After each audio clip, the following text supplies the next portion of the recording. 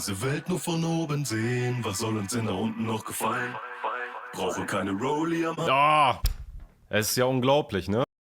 Moin. Schöne Grüße gehen raus an Schnusch Perli. Ich hoffe, ich habe das richtig ausgesprochen. Und zwar hat er mir mal empfohlen, die Sonebill-Plugins zu testen. Und das habe ich gemacht. Und ich bin ehrlich gesagt ziemlich positiv überrascht. Ich habe in letzter Zeit so viele KIs und AIs und hast du nicht gesehen, geschickt bekommen. Probier das mal aus, mach das mal, mach dies. Und im Endeffekt war da auch viel Schrott dabei. Sonebill hat es geschafft, mich zu überzeugen. Und das Ganze gehen wir jetzt mal kurz durch. Ich habe hier einen alten Song von Bandanas. Und zwar Unter Palmen. Mit einer Hook, Instrumenten, wie man sieht, Drums und Bässe. So, das Ganze ist schon gruppiert. Ich würde mal sagen, wir fangen mit den Drums an und mixen als erstes mal die Kick mit dem Smart EQ. So, natürlich erst als Demo-Version. Deshalb Try. So, das Ganze ist ziemlich übersichtlich. Man hat hier den Record-Button, womit man dann halt die ganzen Sounds oder die einzelnen Spuren, Kick, Gitarre, was auch immer aufnehmen kann. Dann hat man hier auch dementsprechend die Presets. Ich glaube, bei der Vollversion hat man sogar noch mehr. Anscheinend hat man bei der Demo nur einen begrenzten Zugriff, was ja auch irgendwo verständlich ist. Und ja, ich würde mal sagen, wir fangen mit der Kickdrum an. Die wähle ich mal aus, lasse die mal abspielen und recorde das Ganze gleichzeitig.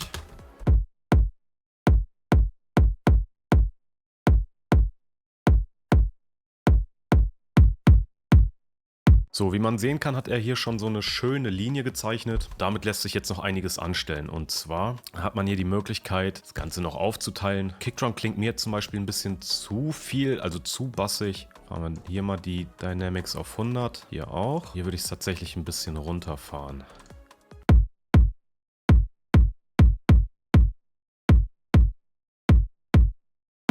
So, mal ein AB-Vergleich.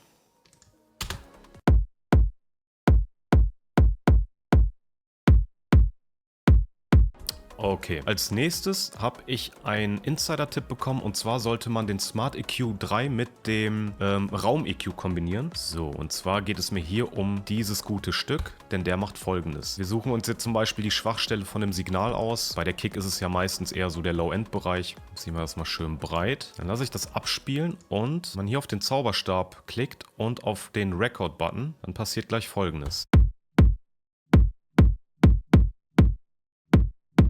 So, also dieser EQ ist so programmiert, dass er die Schwachstellen, egal aus welchem Sound auch immer, herausfindet und direkt abfiltert bzw. also richtig einbalanciert, was die Frequenzen angeht. Der macht es echt gut. Also man muss echt sagen, das Ding hat im gesamten Mix bei mir letztens sehr, sehr gut funktioniert. Dasselbe würde ich tatsächlich aber hier auch nochmal machen.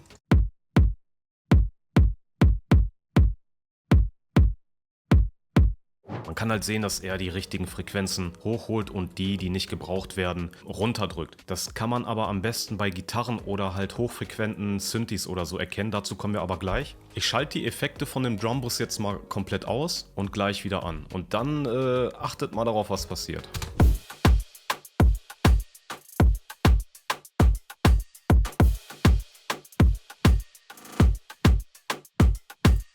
Das Gute an der ganzen Sache ist, man macht in den ganzen Instrumenten, auch später in den Gruppenbussen, man macht halt kleine Veränderungen. Und diese ganz vielen kleinen Veränderungen führen dann später zu einem richtig genialen Ergebnis. Ich habe es vorgestern mal ausprobiert bei einem kompletten Beat. Ich bin richtig begeistert, also ohne Scheiß, diese Plugins haben mich tatsächlich überzeugt. So, genug gequatscht, jetzt kommen wir nämlich mal zu den Instrumenten. Und da nehmen wir am besten mal irgendetwas, was ein bisschen spitzer klingt. Nehmen wir mal die Gitarre. So, dann nehmen wir hier Electric Guitar. Passt ja wie Arsch auf Eimer. Und dann nehmen wir das mal auf. Ich würde erstmal so vorgehen. Schritt 1, das Ganze analysieren zu lassen. Dann würde ich aus diesem Block hier 2 Blöcke machen. Und dann würde ich gucken, welchen ich wie hoch in dynamischen Bewegungen setze. Das muss man dann halt später selber abschätzen können. Deswegen wird ein KI-Tool, es wird noch lange dauern, bis ein KI-Tool wirklich alles kann. Dynamic auf 100 stellen. Also hier unten kann man das Ganze natürlich auch so regeln. Man muss es jetzt nicht hier direkt am Schalter machen. Genau wie die Dynamics und so. Und die Slopes, das mal hier zum Beispiel auf den linken. Dann kann man das hier auch noch einstellen. Die Whiteness und so. Ist egal, ist nicht so wichtig. Also das sind so Kleinigkeiten, die kann man selber herausfinden. Hier würde ich tatsächlich in die Höhe gehen und Dynamics auf 100 machen. guck mal, wie der das alles schön ausbalanciert. So, jetzt kommt noch der Freiraum dazu. Noch das letzte bisschen an magischen Schliffen. Deswegen, die beiden in Kombination, die haben mich echt umgehauen. Und los geht's. So, der ist fertig. Wenn man der Meinung ist, dass der hier ein bisschen zu hoch ist, kann man sich einen anderen Button nehmen und ja, ein bisschen runterregeln. Aber generell macht er es halt schon ziemlich gut. Und was mich an dieser Gitarre stört, sind die Mid-Bass-Bereiche zwischen 200 und 500 Hertz. Da bin ich mal gespannt, was der jetzt so da rausfiltert. Gut, ich würde mal sagen, ich lasse die jetzt einfach mal im Loop mit den Effekten abspielen. Dann gewöhnt sich das Gehör nämlich an diesen sauberen Sound und dann drücke ich die mal auf Bypass. Und dann achtet mal, was da für eine Rotze hochkommt. Am besten die Kopfhörer, ich hoffe, ihr habt Kopfhörer auf, am besten die Kopfhörer mal schön laut stellen und los geht's.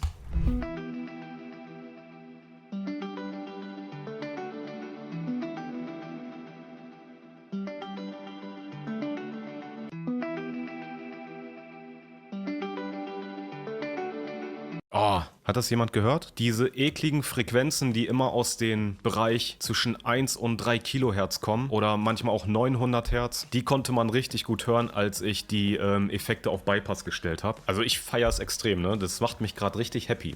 Ja, dann würde ich sagen, kann das Ding ja noch mehr. Natürlich gehen wir jetzt nicht einzelne Instrumente hier durch, sondern wir arbeiten gleich mit den Gruppen weiter. Nächsten Elemente wie Bass zum Beispiel. Komm, den gehen wir auch noch einmal kurz durch. Was haben wir denn hier im Bass? Jawohl.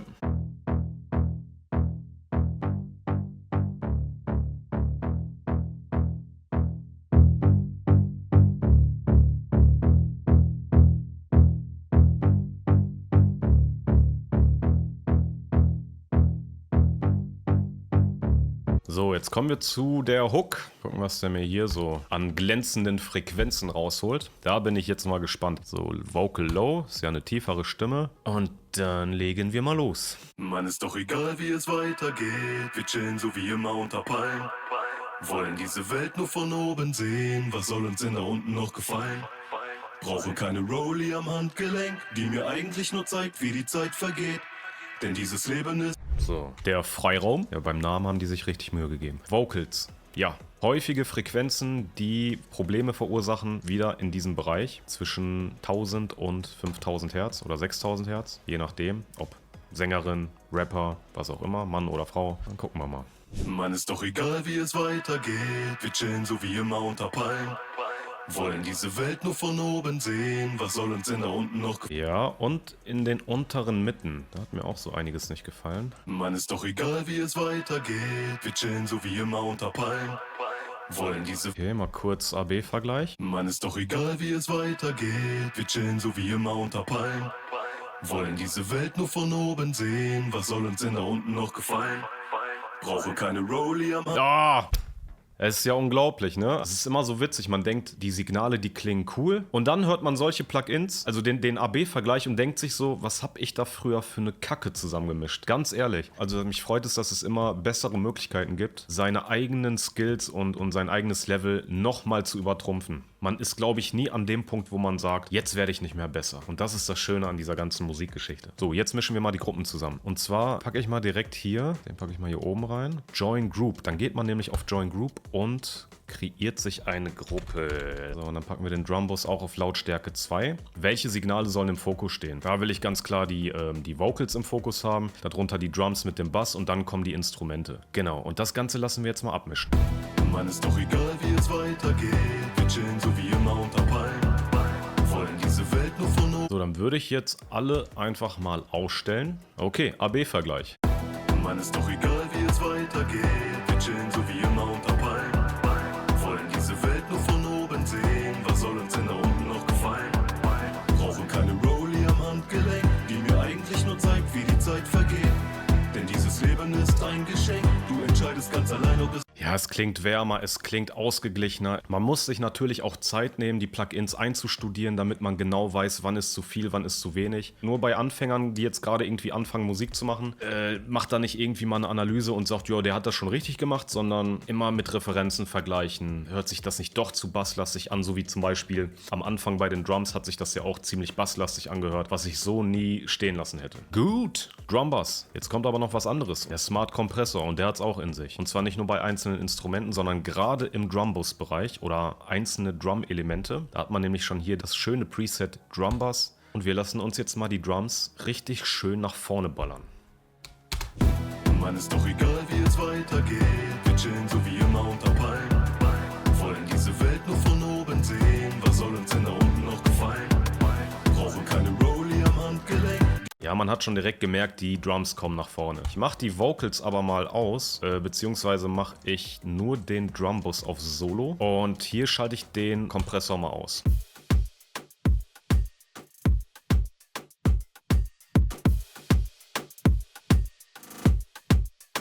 Ja, es klingt richtig geil. Der macht es ja auch nicht so übertrieben, dass man direkt was nachregeln muss. Klar, für mich ist es jetzt vom Geschmack her ein Tick zu doll. Deswegen würde ich damit so ein bisschen weiter hochfahren und den vielleicht auf 80% setzen oder 70%, je nachdem.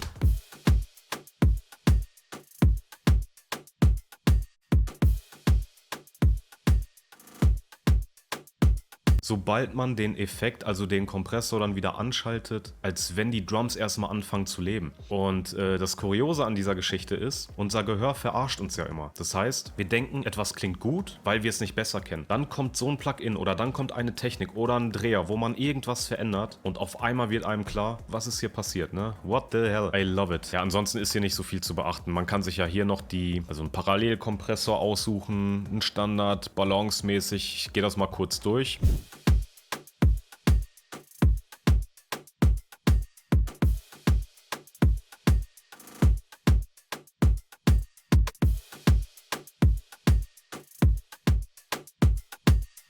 Da merkt man auch direkt bei Parallelkompression, dass der da richtig starke Anschläge hat und man dann hier mit dem Wet-Regler einfach von 0 auf an, so wie ich das in meinem Drumbus-Video gezeigt habe, von 0 auf an langsam hochregelt. Aber wie gesagt, man kann sich hier zum Beispiel auch verschiedene Varianten aussuchen und einspeichern und dann immer hin und her switchen. Finde ich auch eine geile Sache. Das heißt, wir haben jetzt zum Beispiel Parallelkompression auf 1. Auf 2 lasse ich den noch einmal komplett durchlaufen, also Drumset Preset.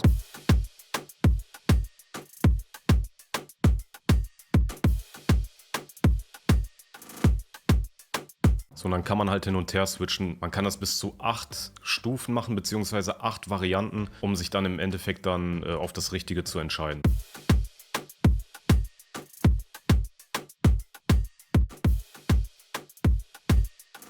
Geile Sache. Zusätzlich, was mir richtig gefallen hat, war der Smart Limiter.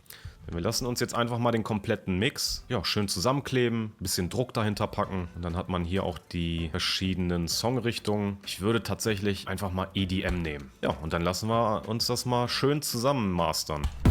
Mann, ist doch egal, wie es weitergeht. Wir chillen so wie immer unter Palmen. Wollen diese Welt nur von oben sehen. Was soll uns denn da unten noch gefallen? Ja, da hat der schon ordentlich Dampf hintergepackt. Für meinen Geschmack ein bisschen zu viel. Man kann es ja noch selber anpassen. Oder man sucht sich hier, wir haben jetzt auf die 1 das EDM-Preset genommen. Jetzt würde ich mal auf der 2 was nehmen wir denn da? Nehmen wir mal Bass Music. Mal gucken, was der da so raushaut. Mann, ist doch egal, wie es weitergeht. Wir chillen so wie immer unter Palmen. Wollen diese Welt nur von oben sehen. Was soll uns denn da unten noch gefallen? Brauchen keine Rolli am Handgelenk, die mir eigentlich nur zeigt, wie die Zeit vergeht.